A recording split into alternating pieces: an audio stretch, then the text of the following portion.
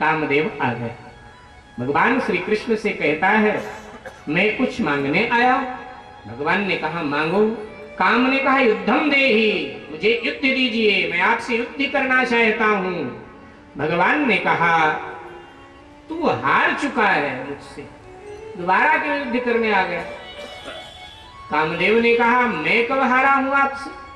भगवान श्री कृष्ण ने कहा कि रामावतार में श्री जनक जी महाराज की वाटिका में जब मैं पुष्प चयन कर रहा था उस समय तूने मेरे ऊपर आक्रमण किया था और बुरी तरह पराजित होकर के तू गया था, याद है नहीं। कामदेव ने कहा याद है, लेकिन प्रभु उस समय आप मर्यादा पुरुषोत्तम थे, फिर हम जैसों को तो हारना निश्चित था। लेकिन कृष्णावतार में हम देख रहे हैं आप में कोई मर्यादा नहीं दिखाई दे रही, इसलिए हमें लगता है अब हम आप पर विजय पाएंगे। भगवान कृष्ण ने कहा ठीक है तो युद्ध कर, आक्रमण कर मुझ पर। तो कामदेव ने कहा ऐसे नहीं प्रभु, तो जिस समय आप स्त्रियों से घिरे हुए होंगे, जिस समय आप स्त्रियों के गले में गलबहियां डालकर नाच रहे होंगे, उस समय मैं आप पर आक्रमण करूंगा और मुझे लगता है कि मैं विजय प्राप्त करूंगा। भगवान ने कहा ठीक है प्रतीक्षा कर, जब वो समय आएगा तो आजमा लेना अपने। उसने कहा ठीक है। ब्रज के निकुंजों में कामदेव छुप गया कि वो समय आएगा तो हम कृष्ण से युद्ध करेंगे। श्री सुखदेव जी महाराज कहते हैं राजन वो समय आ ही गया। भगवान पिता रात्रि शरदोत फुल्ल मल्लिका विचेरन्तु मनश्चक्रे योग माया मुपाश्रिता। भगवान ना पिता रात्रि ही अर्थात वो रात आई। कौन सी रात? मिलन की रात। किनके मिलन की रात? जीवात्मा परमात्मा के मिलन की रात, भक्ति भगवान के मिलन की रात, जीव ब्रह्म के मिलन की रात, गोपी कृष्ण के मिलन की रात, राधे श्याम के मिलन की रात, भक्ति भगवान के मिलन की रात, शरद पूर्णिमा की रात आ गई। आज चंद्रमा 16 कलाओं से उदित हो गया। नक्षत्र मंडल आज प्रसन्न है, मानो वो भी कृष्ण के साथ नाचना चाहते हैं। शीतल मंद सुगंध 3 प्रकार का पवन बहने लगा। आज ब्रज वन का हर पुष्प खिल उठा। रात्रि का समय लेकिन सब पुष्प खिल उठे, सुगंधित वायु बह रही है। यमुना जल आज रुक रुक करके बह रहा है, मंद मंद गति से बह रहा है। यमुना की धारा शायद कृष्ण के रास का दर्शन करना चाहिए। बड़ा मनमोहक वातावरण निर्मित हो गया। भगवान ने योग माया का आश्रय लिया है, क्योंकि सुखदेव जी कहते हैं भगवान ना पिता रात्रि ही सरदोत फुल मल्लिका विछेरंति। आज भगवान ने रमण करने का मन बनाया, रम जाने का मन बनाया। मनश्चक्रे योग माया मुपाश्रिता, अर्थात योग माया का आश्रय लिया। मुप आश्रित, आश्रय लिया, योग माया का सहारा लिया, राधा जी का सहारा लिया, राधा जी का आश्रय लिया है कृष्ण ने, राधा जी की मदद ली है कृष्ण ने, क्योंकि रास लीला करना है इसलिए राधा जी का आश्रय लिया है। योग माया उपाश्रिता, राधा जी का आश्रय लिया। रास मंडप तैयार। भगवान ने आज अपना श्रृंगार अपने हाथों से किया है, अपना से। भगवान श्री कृष्ण को श्रृंगार बहुत प्रिय है। अगर भगवान के कृष्ण स्वरूप के आप उपासक हैं तो ठाकुर जी के श्रृंगार का ध्यान रखा करो। हमारे संत लोग कहते हैं कम से कम 3 बार ठाकुर जी का श्रृंगार करो, प्रातः दोपहर शाम। 3 बार ना हो 2 बार कर दो, 2 बार ना हो तो 1 बार तो जरूर किया करो, रात में जरूर श्रृंगार किया करो। रासलीला में ठाकुर जी को जाना होता है, इसलिए उनका श्रृंगार कर दिया करो। श्रृंगार कर दिया, अब रासलीला में आप चले जाना आना। जैसे शिव जी को जल प्रिय है, जल प्रिय शंकरा, शिव जी को जल प्रिय। कितने गजब की ठंडी हो रही हो, हम लोग गर्म पानी में नहाते हैं और शंकर जी को वही ठंडा ठंडा 1 बाल्टी डाल देते हैं भोले बाबा पर, जो आता है वही डालता है। अब शंकर जी के चक्कर में पूरा परिवार ठंडे पानी से नहा रहा है। पार्वती जी, गणेश जी, कार्तिकेय जी, और ये भी कहते हैं कि क्या बवाल पाल रखा है, आपके चक्कर में हमको भी नहाना पड़ रहा है रोज ठंडे पानी से। अब तुम्हें जल प्रिय है, हमको थोड़ा प्रिय है। जल तो शिव जी को प्रिय है, लेकिन हम लोग पूरे परिवारों को गीला कर देते हैं, भिगो देते हैं। तो ऐसे भगवान श्री कृष्ण को श्रृंगार हो। भगवान के राम स्वरूप के उपासक हैं तो वहां चलेगा, वहां इतना श्रृंगार की आवश्यकता नहीं। राम तो वैरागी है, लेकिन कृष्ण जी का कृष्ण स्वरूप के उपासक हैं तो वहां श्रृंगार की आवश्यकता है। हमेशा प्रभु सजे धजे रहते हैं, कभी ऐसा नहीं देखा होगा जो श्रृंगार में न हो। हमेशा श्रृंगार में न, हमेशा श्रृंगार उन्हें प्रिय। तो आज प्रभु ने अपने आप अपना श्रृंगार किया और श्रृंगार करके गोविंद यमुना पुलिन पर आए, रास मंडप में आए। वांसुरी अपने फेंटे से निकाल करके अपने अधरों पर प्रभु ने रखा है, वांसुरी में स्वर भरने लगे।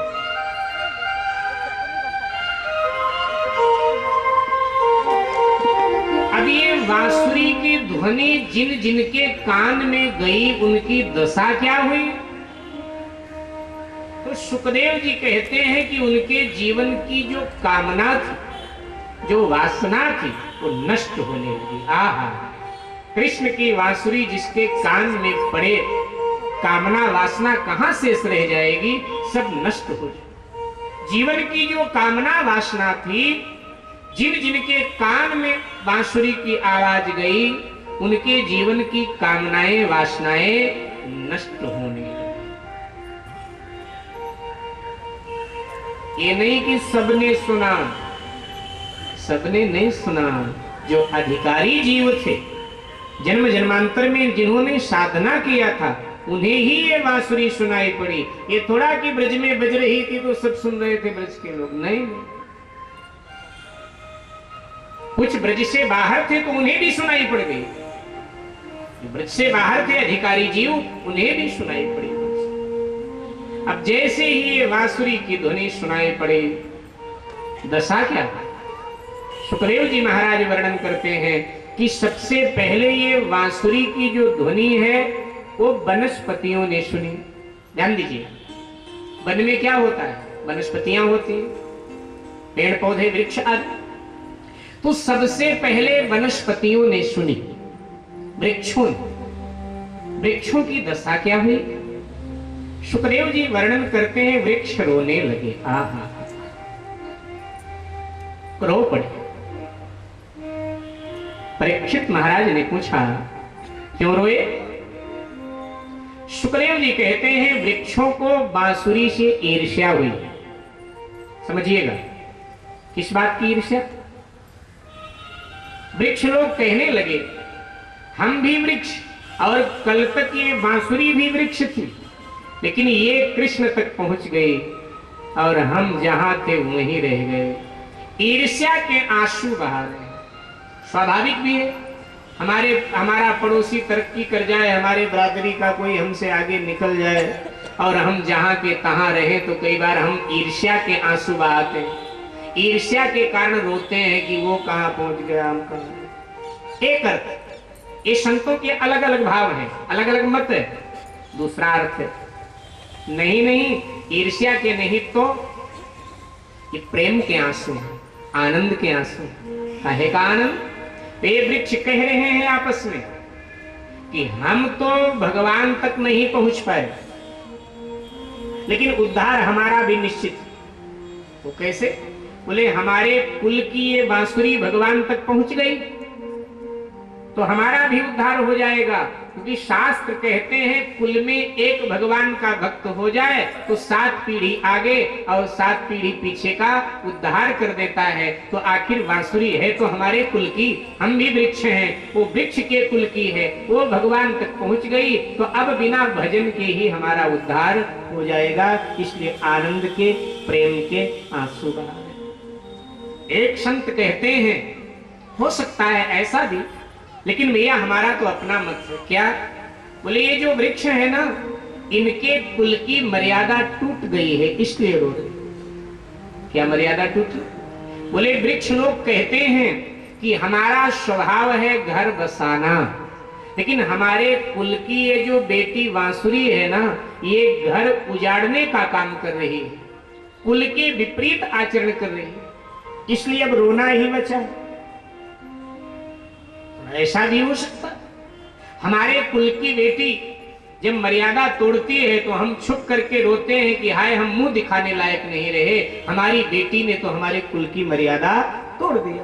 तो वृक्ष कहते हैं ये बांसुरी हमारी बेटी, इसने हमारे कुल की मर्यादा तोड़ी है, क्योंकि हम वृक्ष लोग घर बसाया करते हैं। आप अपना मकान बनाते हैं, घर बनाते हैं, तो दरवाजे से लेकर चकला बेलन तक और न जाने कितना सामान घर में लकड़ी का होता है, अर्थात वृक्ष घर बसाते। लेकिन ये बांसुरी जो हमारी बेटी है घर उजाड़ने का काम कर रही है। वो कैसे? बोले जब ये कृष्ण के होठों पर बैठ करके बोलती है तो जिन जिन के कान में इसकी आवाज जाती है वो घर परिवार संसार छोड़कर विरक्त हो जाते हैं। तो जो विरक्त हो जाएगा उसके परिवार वालों से पूछा जाए तो क्या कहेगा? भाई कोई पति बांसुरी सुन करके विरक्त हो जाए और उसके पत्नी से पूछा जाए तो यही कहेगी कृष्ण के बांसुरी ने हमारा घर उजाड़ दिया, हमारा परिवार बिगाड़ दिया। तो ये घर उजाड़ने का काम कर रही है, इसलिए वृक्ष लोग रो रहे हैं आंसू। कान में गोपी जनों की भी बांसुरी की आवाज गई तो पहले तो गोपियां चिढ़ी और थोड़ा बांसुरी की आलोचना की।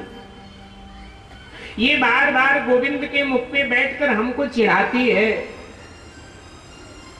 ये भाग्यशाली कितनी कि कभी प्रभु अपने हाथ में, कभी सीने पर और कभी होठों पे रखते, हमेशा संग रहती। अगर हमको पता होता कि ये बांसुरी इतना दुख हमें दे जाएगी तो ब्रज के जितने बांस थे ना हम सब कटवाए देती, ना बांस रहता ना बांसुरी बजती। लेकिन हमको क्या पता था कि ये सौत बनेगी, ये बड़ी दुख दे रही। एक गोपी बोली, दूसरे ने कहा नहीं तुम्हारा भाव ठीक नहीं, दुख नहीं दे रही, 24 घंटा बोलती। बोले बोलती तो है लेकिन वो बोल करके हम लोगों को भगवान का ही याद दिलाती, अपने आप तो बोलती नहीं कुछ। जब भगवान बुलवाते हैं तभी वो बोलती, आगे पीछे बोलती नहीं। और फिर उसके सौभाग्य से हमको चिढ़ना नहीं चाहिए क्योंकि तपस्या भी कितना किया बेचारी ने। बीज के रूप में जमीन में डाला गया, इसने अपने आप को मिटा दिया। कोई भी बीज जब जमीन में डाला जाता है अपने आप को मिटा देता है। गेहूं जौ कोई बीज लेकर जमीन में डाल दो, 4 दिन बाद देखोगे तो मिट्टी में मिला हुआ होगा, अपने रूप में नहीं। कभी कहता है मिटा दे अपनी हस्ती को अगर कुछ मर्तबा चाहे, कि दाना खाक में मिलकर गुले गुलजार होता है, कि दाना खाक में मिलकर गुले गुलजार होता है। तो अपने को मिट्टी में मिला दिया, फिर पौधे के रूप में उभर के आई, फिर धीरे धीरे बड़ी हुई, अनेक सर्दी गर्मी बरसात झेला, बाहर खड़ी रही। फिर कोई लकड़हारा आया, उसने कुल्हाड़े से काट डाला बांस को, कुल्हाड़े से काट दिया और काट के धूप में डाल दिया सूखने के लिए। इतने पर भी जुर्म की हद नहीं हुई, फिर टुकड़े टुकड़े किए गए बेचारे के शरीर। इसके बाद में गरम सलाखों से 7 छिद्र कर दिए गए, फिर इसको रूप मिला बांसुरी को। अरे बड़े मुश्किल से कृष्ण तक आई है बेचारी। और फिर बोलती क्या, जो वो बुलवाते वही बोलती। एक बार एक गोपी ने बांसुरी से पूछा कि बहन एक बात बता, तू भगवान को सर्वाधिक प्रिय है, हम लोगों के साथ तो भगवान कभी कभी होते, लेकिन तेरे साथ तो दिन रात रहते, आखिर ऐसा क्यों? उसने कहा, देखो मैं भीतर से बिल्कुल खाली, मेरे भीतर कुछ नहीं। एक बात, मैं भीतर से बिल्कुल खाली, स्वच्छ है मेरा हृदय। जिनका हृदय स्वच्छ होता है भगवान उन्हें बहुत प्यार करते हैं। दूसरा, मैं कभी कुछ नहीं बोलती हूं, मौन हूं।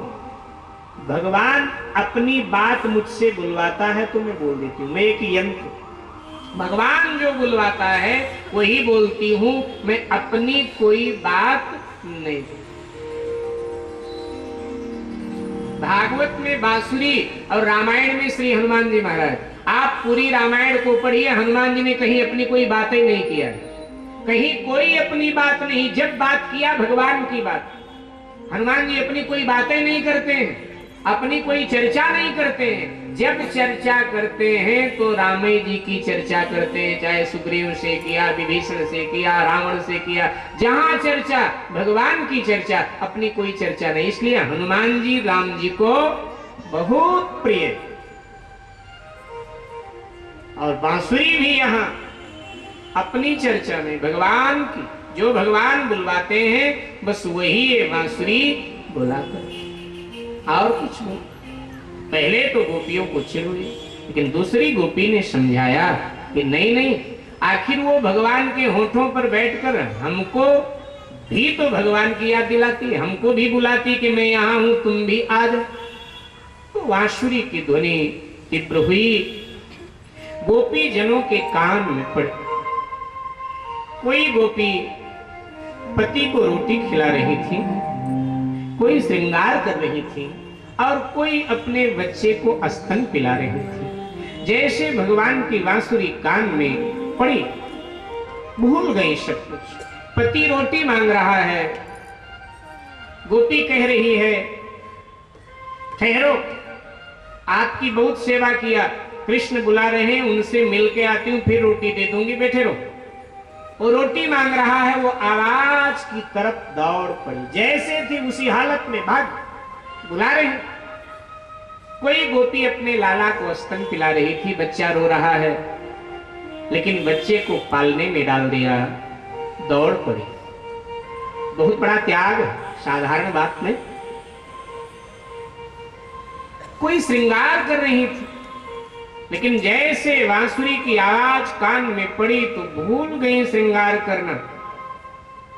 आंख का कजरा मांग में डाल दिया, मांग का सिंदूरा आंख में डाल लिया, कमर की करधनी गले में डाल लिया, माला बनाकर गले की माला कमर में लटका लिया, उल्टे सीधे वस्त्र पहन लिए, कुछ तन बदन की होश नहीं, और दौड़। जब ठाकुर जी का श्रृंगार याद आया तो अपना श्रृंगार भूल गए तन में।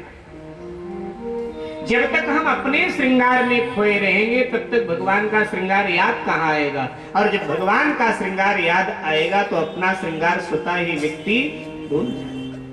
अपना श्रृंगार दौड़ पड़ी, भगवान के सन्निकट आ गए। भगवान ने पहले गोपियों का स्वागत किया, स्वागतम भो महाभागा, हे महाभाग्यशाली गोपियों, आपका स्वागत हो। महाभाग्यशाली क्यों कहा? सुखदेव जी महाराज कहते हैं, इतना बड़ा त्याग करके आई हैं।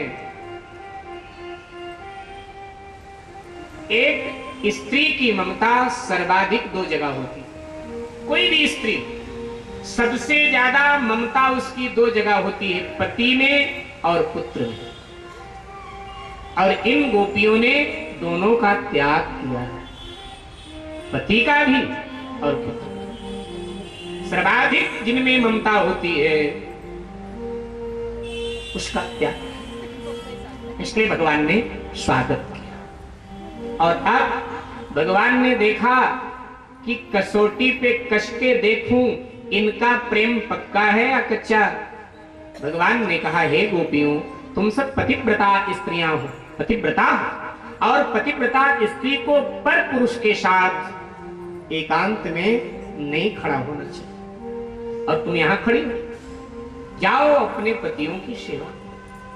गोपियों ने कहा, गोविंद पहले आप बांसुरी पर नाम ले लेकर के हमको बुलाते और जब हम आए हैं तो हमें ठुकरा रहे हो कि वापस जाओ।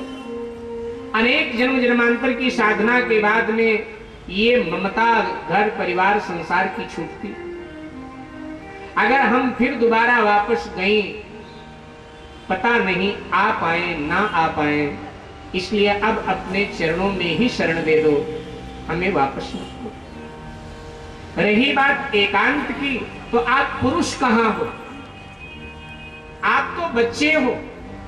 उस समय भगवान की आयु 8 वर्ष की थी। जिस समय रासलीला हुई भगवान श्री कृष्ण की आयु 8 वर्ष की थी।